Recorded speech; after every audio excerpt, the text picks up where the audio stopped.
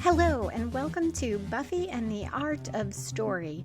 If you love Buffy the Vampire Slayer and you love creating stories or just taking them apart to see how they work, you're in the right place. I am Lisa M. Lilly, author of suspense, mysteries, and supernatural thrillers, and founder of writingasasecondcareer.com. Each week, I'll talk about one episode of Buffy in order, covering plot turns and other story elements. The discussion will be spoiler-free, except at the very end, and I'll give you plenty of warning. Today we'll start with Welcome to the Hellmouth, the first half of the Buffy the Vampire Slayer pilot. We'll cover the opening conflict, the plot point at the 1/4 mark of the story as a whole, and the midpoint, which is where the story breaks until the next episode. I'll also talk about prologues because we have one here, and exposition because Buffy as a whole does exposition so wonderfully well. Okay, let's dive into the Hellmouth. We start with what looks like two high school students breaking into a high school. Neither of these two characters are our protagonist. And the events here come before the story starts, which is what makes this a prologue. The young man and young woman break in. The girl seems nervous, and the boy is reassuring her and kind of luring her further into the high school where it's deserted. She keeps saying, I think I hear something. Are you sure there's no one here? He's the one who seems so confident about being here and wanting to get her alone. And then it turns on its head and the girl goes into vamp face and attacks him. So immediately we have this subverting of the horror movie trope. Even though we don't see Buffy, we do see that this is going to be part of what this show is, or the heart of what the show is. This pretty blonde who we traditionally had thought of as the victim becomes the one who others fear. And then we cut. There is a lot of controversy among authors and readers about the use of prologues, because by definition, they come before our story starts. As a reader, I sometimes have to push past a book with a prologue. By that I mean I've got to push myself to read it. And that's because I know if I become really engaged with these characters and this story, it's going to end shortly and yank me into probably a different time, maybe a different place, very likely totally different characters. Although often, as here, one of our antagonists is who we see in the prologue. And here, Darla will come back in our pilot episode and be, I would say, part of the antagonistic force here. The master is our overall antagonist. One author at a writing conference that I went to said he does use prologues in his books, but he always calls them chapter 1, probably to avoid people like me who look at prologue and say, oh, I don't know. All that being said, here I think the prologue it's very nicely done. It serves a purpose of telling us the tone of the series because it is that mix of horror, and it is a little bit funny because it is so what we're not expecting. It also creates dramatic irony, which is where the audience or reader knows something that our protagonist doesn't, because we will see Darla later and we as the audience will know she's a vampire, but the character talking to her does not know that. So it creates a tension there as well because we're aware that Darla is a threat. On the side of those who might say you don't need this prologue, you truly could, other than that dramatic irony, you could lift this prologue right out and it would not make any difference to the plot. We would certainly figure out that there are vampires. We see this boy's dead body fall out of a locker later, and we would infer what happened, though we wouldn't know it was Darla. to our opening conflict, which is the first point that I look at when I'm starting a story or if I'm examining someone else's to see how well it works for me.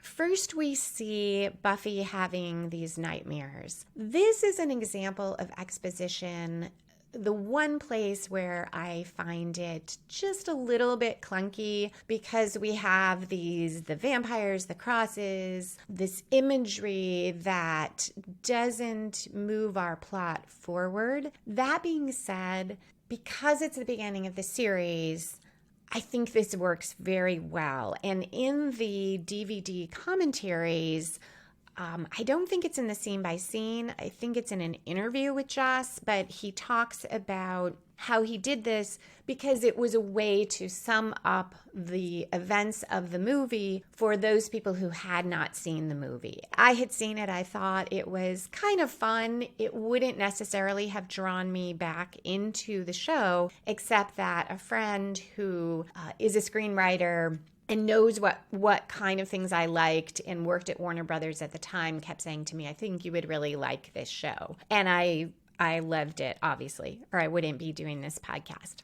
So we get these nightmares that kind of fill us in on the background. And one thing I really love about that sequence is that Buffy wakes up and we, as a viewer, are expecting her to be afraid about the nightmares. And in fact, we find out almost immediately what she's afraid about is the first day of high school.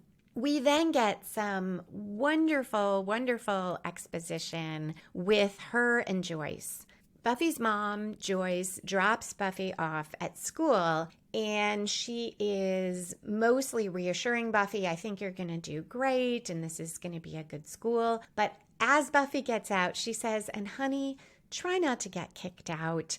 And Buffy says, I promise. This so nicely gives us that backstory of Buffy having been kicked out. It also tells us a lot about the relationship between these two.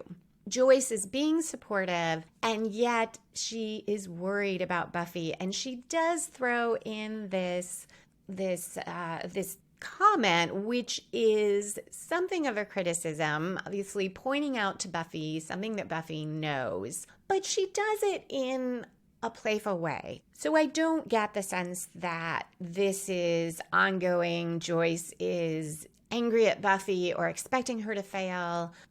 She is just saying, hey, be careful. And Buffy's response tells us that she takes it that way because she says, I promise.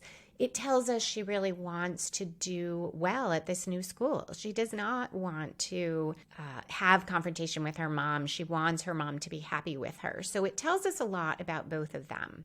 We then move to Buffy and Principal Flutie, another great example of working in exposition while moving the story forward.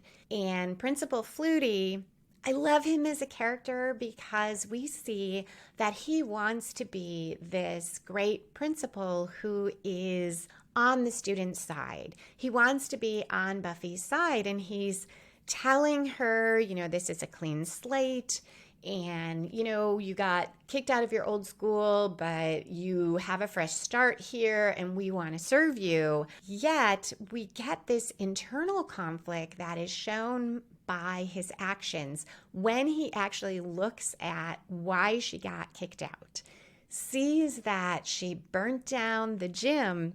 He is still saying these kind of supportive things, but his tone changes. And while he previously was ripping up her paper record about her old school to demonstrate how she has this fresh start, now he is taping it back together. Buffy, in response, is trying to explain what happened, and we get her internal conflict as well with being the Slayer, but having to cover that up. And we see how much she wants to get along and do well in this school and how hard it is for her. And she says, that gym was filled with vampires, and switches to asbestos.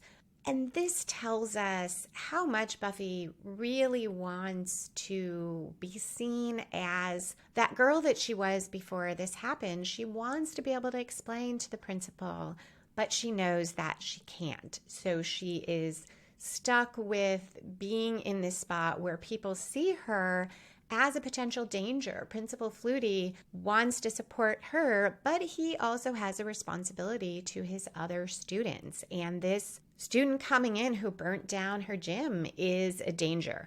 So we've got the conflict between the two of them, and we have each of their internal conflicts. So even though Principal Flutie is talking about things that Buffy knows, that she got kicked out, that she burnt down the gym, there is a narrative purpose for that to come out. And that's the difference between a compelling scene where we learn about these characters, we move the story forward because we see Buffy trying to fit in, and a scene that screeches to a halt and just tells us stuff we need to know. And that would be something like, as you know, Buffy, you burnt down the school at your, you burnt down the gym at your old school. Yes, Principal Flutie, I know that, and I'm very sorry. That would do the same thing, but it would not be very interesting, and we probably wouldn't be engaged with it. The next few scenes continue to move us up to our 1/4 point in the story. So the opening conflict needs to be enough that it propels the character forward to that plot turn at the 1/4 point.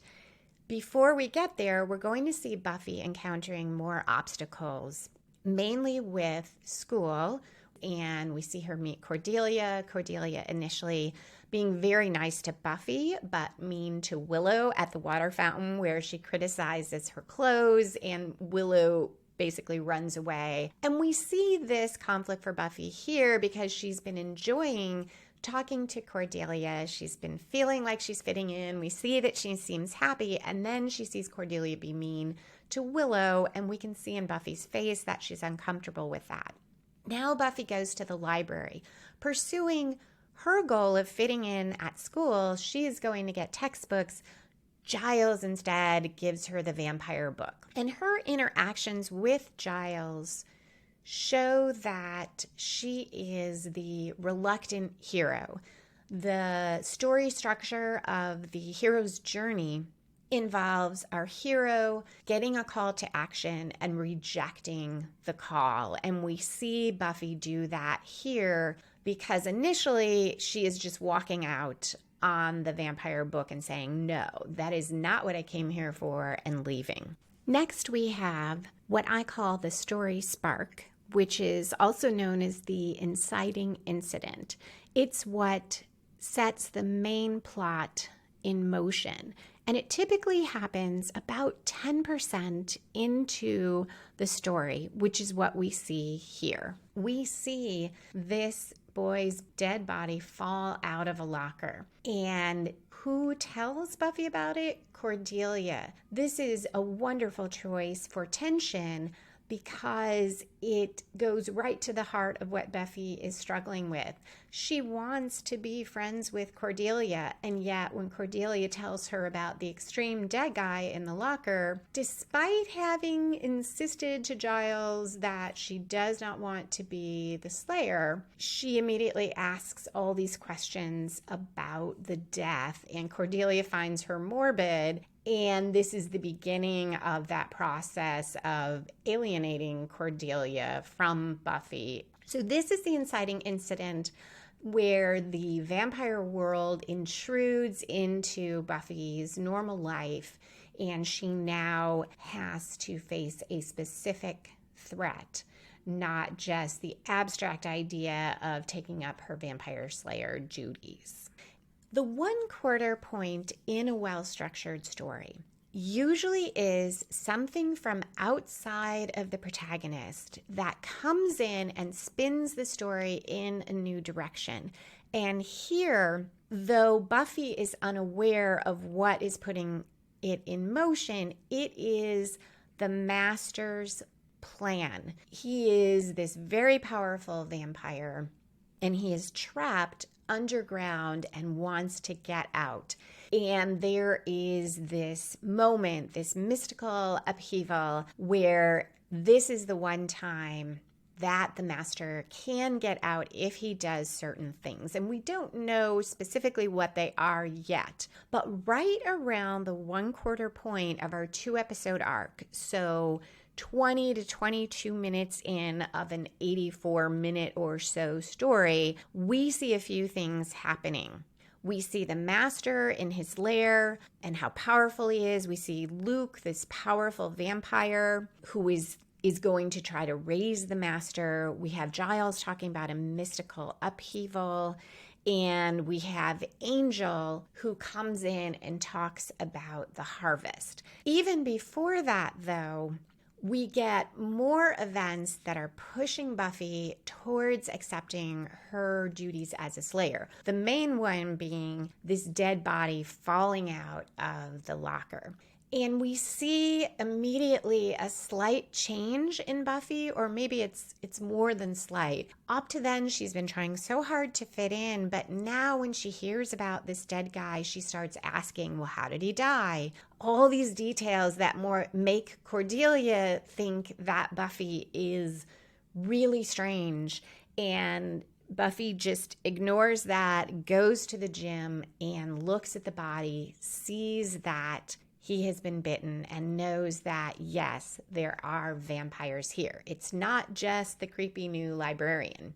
She goes back to the library to tell Giles what happened, and he's saying to her, well, I thought you didn't care, and she says, I don't, and I have now come to tell you that I don't care, and I'm leaving. Much better dialogue than that, because it's Joss Whedon, but that is the push and pull there. So again, we have Giles pushing her to accept her duties, and she is pushing back and saying, no, I am not going to do this. Around that 1/4 point, we also see a personal spin the story in the new direction for Buffy. Up to that point, it has been all about school. Doing well her first day, talking to Principal Flutie, trying to make friends. But at the 1/4 point, we see her struggling with what to wear to go to the Bronze. This is a new social setting, and we get her saying to herself, I used to be so good at this. So we know that she also personally feels maybe that she has lost some of her social skills. She heads for the Bronze. That's where Angel intercepts her on the way, talks about the harvest.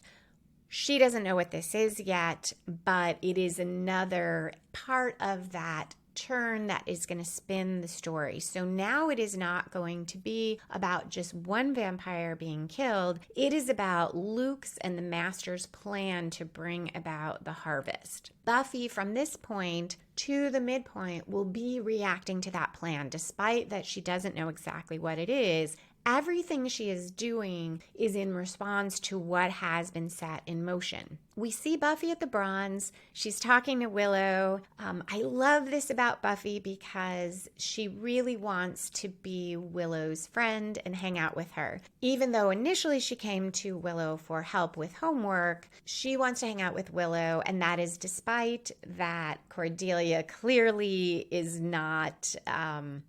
Cordelia and Willow are not in the same social circle, but Buffy doesn't care. She and Willow have this conversation about seizing the day, and Buffy encourages Willow to get out and talk to boys, and says, what's the point of being so shy, because tomorrow you might die. And she means that literally. Willow, of course, doesn't know that. Buffy sees Giles, leaves Willow to talk to him, and he is again pushing her to take up her Slayer duties. She's rejecting that until she looks down and she sees Willow dancing with a vampire. And Buffy has to react to that. There are two things going on here that propel Buffy forward. One is the Master's and Luke's plan, because they have sent vampires in to gather people so that the Master can feed and become stronger. So it is directly the Master's plan to get Willow. Obviously, he doesn't know who Willow is, but she is one of the people swept up in the net. We also have this amazing internal pressure on Buffy because she is the one who encouraged Willow to go out there and talk to boys. And this is why Willow is out there dancing. And Buffy says, Giles says something like, what's she doing? And she says, seizing the moment or seizing the day. So we know that Buffy feels this personal responsibility. And this is part of what I mean by the protagonist still reacting, because it's not that Buffy changes her mind and says, okay, I'm going to go forward and be the Slayer, but she reacts because she's a decent person. We have to think any even somewhat decent person, having even accidentally put someone else in peril, would try to save that person, particularly when, like Buffy, she has the power to do that. And at this point, Buffy is still thinking she's dealing with one vampire. In fact, she says, one vampire I can handle. So she is going to go and save Willow. This is something that is also something that Joss Whedon talks about in the DVD scene-by-scene commentary. He says they have to put Buffy's friends in peril because Buffy is so strong and she's the hero. It's hard to put her in peril all the time. We certainly do it to some extent, but the audience is not, for the most part, going to believe that Buffy is going to lose big time or die because it's her show. So they have to put Buffy's friends in peril. He also commented they have to put Buffy in peril emotionally because it's hard to put her in physical peril. And there will be more of that in the future, and I'll talk about it at the time. Sometimes I have some trouble with how that's done. Also, Joss Whedon commented that putting Willow in peril, they learned early on that was a surefire way to engage the audience, not just putting Willow in physical peril, but when Willow is hurt emotionally, partly because Allison Hannigan is so good at expressing that. You probably all know because you're listening and you love Buffy, the actress who plays Willow, that she is just so good at showing that. So we have Buffy still essentially in reaction mode going after Willow. And she encounters Xander, and I'm going to talk more about the characterization of Xander and Willow and Cordelia in the next episode because there's just so much to cover here. But I promise I will get to that next week. As Buffy goes forward, she follows the trail. Xander comes along with her and gets to the crypt. And she is encountering these vampires. And we finally have, as she is fighting, we have that midpoint where the protagonist commits to her quest. That typically happens in a strong midpoint. We have the protagonist making a vow, throwing caution to the wind, going all in after her quest or the Holy Grail or whatever it is. Or we see the character suffer a reversal. Or we can see both happen, a commitment and a reversal for the protagonist. And we're going to see both here. So Buffy commits in a couple ways. One is by her words, because throughout this episode, which is the first half of the story, she has been pushing her Slayer identity away. She's hiding it. She's saying, I don't want that to Giles. I don't want to do this. She only is drawn in reluctantly. She goes in to help Willow, but she has not embraced it. And finally, here, she even expresses frustration that people know about her identity, that Giles knows her. This is very distressing to her that he knows she's a Slayer. When Xander says, oh, because you might have to slay the vampires, she says something like, what did they put out an APB? She is very upset that she can't come in and just be a normal girl, that people know she's the Slayer. But now when she's facing these vampires and she is saving her new friend, the vampires are surprised. I believe it's Darla is surprised by Buffy being strong, cripping with her, and Buffy says, "Don't you know who I am?" And I love this moment because it is her saying, "Yes, I am the Slayer. Don't you know who I am?" Also, it's the first time we actually see her fighting vampires, and I picked up on that when I watched. What I didn't notice until I listened to the scene-by-scene commentary is it is also the first time we see her dust a vampire. And I guess that's obvious because it's the first time we see her fight. But because I've seen the series and rewatched it so many times, that didn't really have the same impact that it probably did on first viewing. But Joss comments like, this is the first time we see her dust a vampire. So this is Buffy embracing who she is, becoming the Slayer again. And then immediately we get a reversal because she says, "Don't you know who I am?" And from behind her, Luke, she doesn't hear him. So those Slayer senses that we've already heard a little bit about, she doesn't hear him. She doesn't pick up on him being there. And he says, "I don't care." They fight. He throws her into the coffin, lunges on top of her, is about to bite her. We don't see a way she's going to get out, and cut. Cliffhanger to be continued. And Buffy has suffered this major reversal. She has been overpowered by this vampire when up to this point, she has been almost casual and cocky about it. So I think this is just amazing storytelling and such a strong midpoint. And part of why I love that is because the midpoint in a novel or a screenplay is something that I certainly struggled with when I was a new writer. And not just as a new writer, I think many writers struggle with it. You hear people talk about the saggy middle or the soggy middle. And here you see this example of this strong midpoint commitment and reversal. And it's so dramatic. And it definitely grabs us and keeps us engaged, which is really good because back when this series aired, you had to wait I'm pretty sure you had to wait a whole other week the first time it aired. When they replayed it, Buffy, I think, was maybe a mid-season replacement, or at any rate, it only got that 13 episodes, which at that point, usually series were 22 episodes. So at some point in the year, they started over and they may have played the first two like a Monday night, Tuesday night. But even then, you had to wait till the next night. So that was such a great way to end that. Before I conclude the spoiler-free discussion of the episode, I want to talk about a couple other things from the commentary. If you're watching streaming, I don't think there's any way to access these commentaries.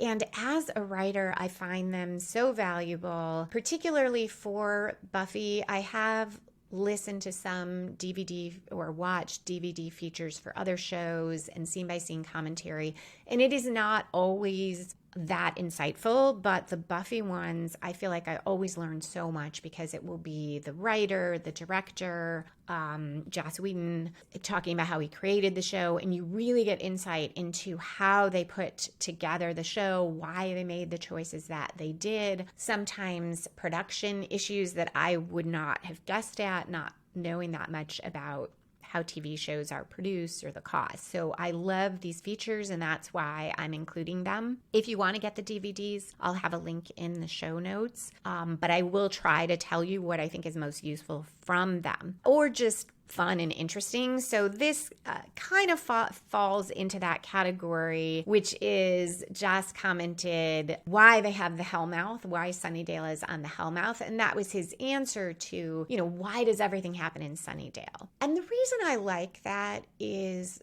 I feel like a lot of horror or mysteries don't really have an explanation for that. And some will, kind of make a joke about it, like the small town where there are so many murders per capita because that's where our amateur sleuth happens to live.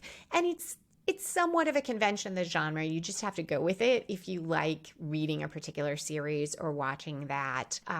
Okay, yeah, it's not realistic, but we're going to go with it because we love this character and this setting. So we're going to imagine that this many murders would happen in this one place. I love that they gave a reason for it, that we're on a Hellmouth, and that's also why you're going to get all kinds of monsters, not just vampires. Another fun thing he talked about that I think most people know now, but in case you didn't, was that Sarah Michelle Gellar initially got the part of Cordelia, and the network said, let's see if she can be Buffy. I would love to know exactly why that was. I had seen Sarah Michelle Gellar on All My Children. It's the one soap opera that I used to watch on and off. And I would not have imagined her in the role of Buffy. It was part of why I might not have watched the show had my friend not encouraged me to do it, because I had her character on All My Children in mind, and it didn't make me want to watch Buffy. So I find that kind of fascinating that somebody said, let's see if she can be Buffy. And maybe it was just because she was a known quantity. She had been acting, I think, since she was 3, and she probably had a fan base from All My Children. And it's not that I didn't like her on that. I did, but just very different type of character. The other thing from a writing perspective that Joss said was that he thought people over high school age still respond to Buffy because, in his words, he says, I don't think you ever get over high school. And I think that's a really interesting observation because there are so many people who love the show. I was in law school when I was watching Buffy, and I found it just as engaging and fun, even though high school was obviously far behind me, and I'm sure many people who were, older than that really liked Buffy. They're also on the DVD if you are going to get them. There is an interview with Joss Whedon and David Boreanaz about Angel and Buffy, but it's an overview of season 1, so there are spoilers in there, so just proceed with caution if you're going to watch that. They must have assumed that everyone who bought the DVD set had already watched the show, and probably that was a safe assumption at the time, but I was a little surprised on watching that they had spoilers. All right, so our next episode will be The Harvest, the second half of our pilot. So we'll talk about a little more on the midpoint, the turn at the 3/4 point in the story, which generally grows out of the midpoint and turns the story yet again in another direction, but it comes from the protagonist's actions. And we'll go to the climax and talk about falling action. We'll also go into character development with some of our favorite characters, Xander, Willow, Cordelia, a little bit more on Buffy, though we have talked about her character, and a little bit on story questions that keep us going through the story and coming back to this season or the series. So this is your spoiler warning. I am going to talk just a little bit about spoilers and foreshadowing. So if you have seen the whole season, I hope you'll stick around. If you don't want to hear spoilers, thank you so much for listening. You can find me at writingasasecondcareer.com for writing and nonfiction, at lisalilly.com for fiction, and on Twitter at Lisa, L-I-S-A-M, as in Marie, Lilly, Lilly. So that's Twitter at Lisa M. Lilly. Hope to see you next time. And here we are with our spoilers. Very minor point on Angel. Well, it's a major spoiler, but a minor hint at it. When he and Buffy first meet, she pins him and he says, I don't bite. Apparently, some people started already thinking he might be a vampire. I have to say, that did not occur to me. I wondered who he was. I think that's the point. He's this mysterious stranger. We want to know what his deal is. But I did not think he was a vampire when he... I did when he was kind of stalking Buffy and following her that he might be a vampire, but when she pinned him and he didn't go into vamp face and he at least seemed to be perhaps trying to help her, I didn't think she was a vampire. So I was very surprised in the episode where that's revealed. I was completely drawn in by that. I love the Buffy and Giles scene. Well, I love all the Buffy and Giles scenes, but one in particular where he says to her, I don't understand why you won't take up your Slayer duties again. You've done it before. And he's talking about his role as the Watcher. I'm there to prepare you. And she says, prepare me for what? To get kicked out of school? To lose all my friends? And she goes through what she has lost. And it's another example of great exposition coming out through conflict, because this is a genuine and real conflict between her and Giles. It is also a foreshadowing of their conversation in the season finale, where he tells her, or she overhears him telling Angel about the prophecy that she'll face the master and she will die. And she says something to him like, read me my fortune.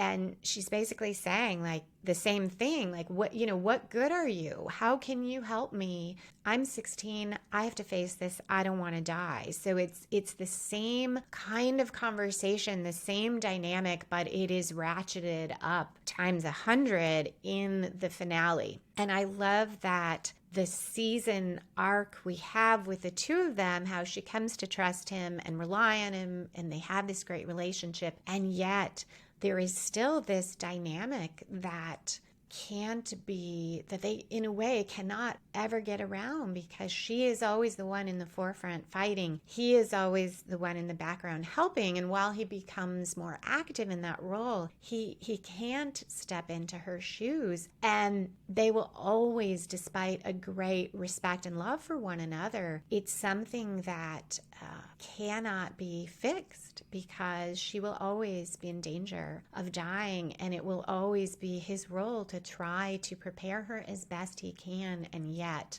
it is not within his power to completely protect her. He is the protector, and yet there is this limit. So I love that we get that in the very first episode, and then we see its most extreme form in that season finale. Also, we have this signal of what the show will be in that Jesse gets killed. Initially, we think that he will be one of the gang. He seems like maybe he's going to be this ongoing character. And he gets killed, which tells us that everyone is at risk. In the commentaries, Joss said he had wanted to have a credit sequence with Jesse in it to further emphasize that, and then a second sequence after the pilot where there is no Jesse. But there weren't the funds to do 2 credit sequences, but he wanted to do that to re-emphasize. And he also commented on how the idea that no one is safe is done in an even stronger way when Principal Flutie is killed